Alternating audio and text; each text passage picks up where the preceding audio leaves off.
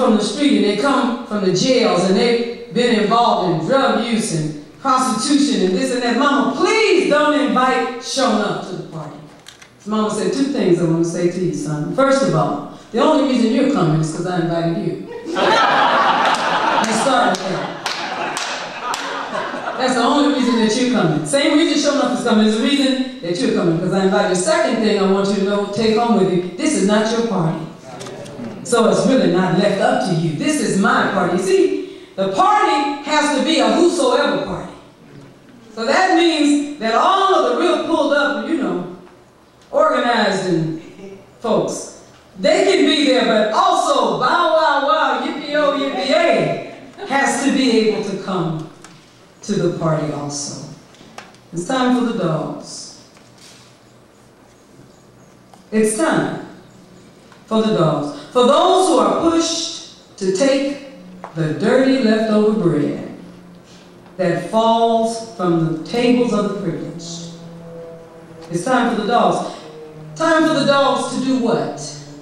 Time for the dogs to stand up, to speak up, and to pull a chair up to the table.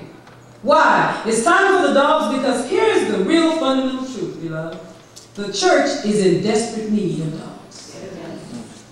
Desperately in need of dogs. The church desperately needs youth, fresh young minds.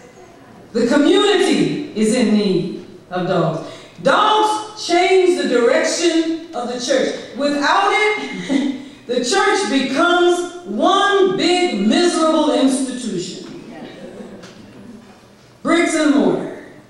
To change the direction by bringing us back to what matters and away from the ritualistic, religious, and traditional junk that has kept people away from Jesus. Let me say it to you this way. When I was a girl raised in the Pentecostal church, we had a sister that took care of the young people. Some of you all remember those precious sisters and brothers who let you ride in their cars and drop ketchup in the back seat and they didn't mind. Their houses were never really clean because they kept kids in them all the time. They just didn't care, and they put plastic on their couches and told you just to go for it, The people who took you camping, the kind, We had one, her name was Mother Bertha Robinson. Now, Mother Bertha Robinson, here's the important thing. She was in the kitchen every 5th Sunday raising money for the youth department, but Mother Bertha Robinson could not cook. She had this problem. She could not cook. She would fry chicken and it would be bleeding at the bone.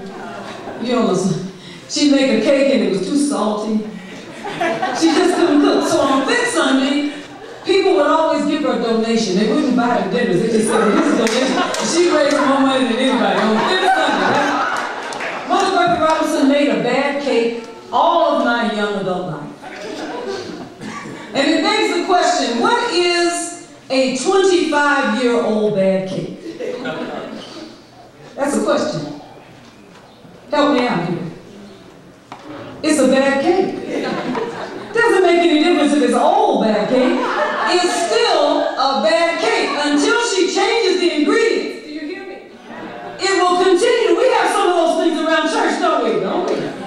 We've been doing them for years and they've been sanctified by time, but they were bad when the folks came up with it. And now over time it's become institutionalized in there.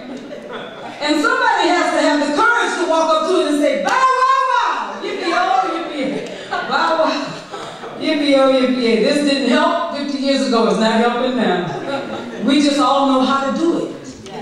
Doesn't make it good. We just all know how to do it. And we love it because Mama did it and our grandmama did it. But they didn't enjoy it either. Somebody's got to have the courage to say it has to change.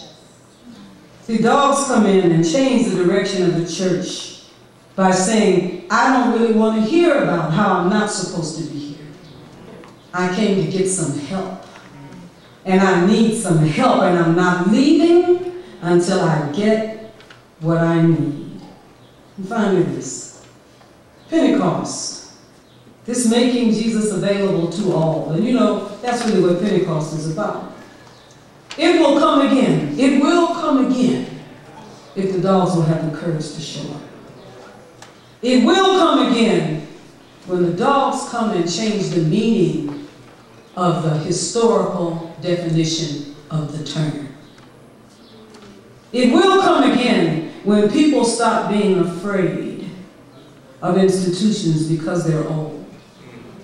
It will come again when the welcome becomes extravagant, to the point at which we extend the welcome to include those who have been the most marginalized.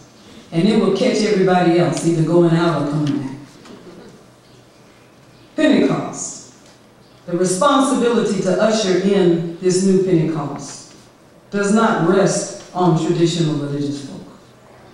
Some folk will never change anything because they're comfortable with the system that they're in. But the future of the church belongs to the dogs and to those that have a doggish attitude. Come on now. It always has. Reformation comes from the dogs. Yes, it does. Transition, transformation, it comes from the dogs.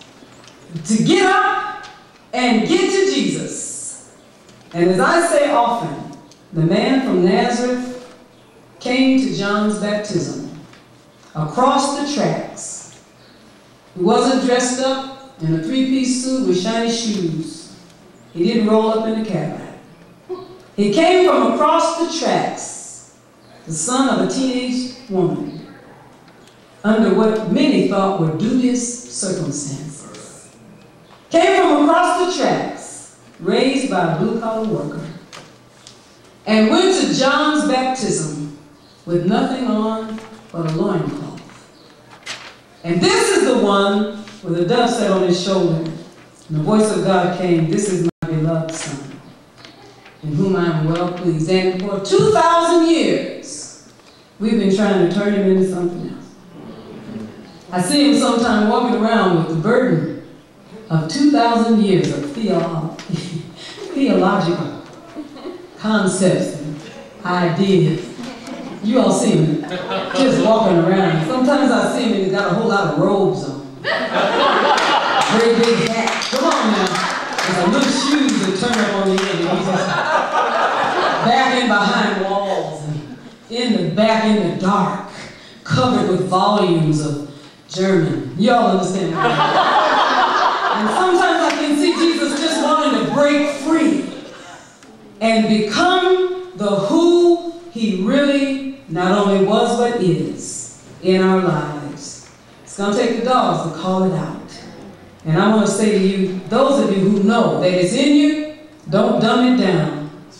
Call it up, and everywhere you go, when you see people, bow, wow, wow, yippee, oh, yippee, bow, wow, yippee, oh, yippee. God bless you.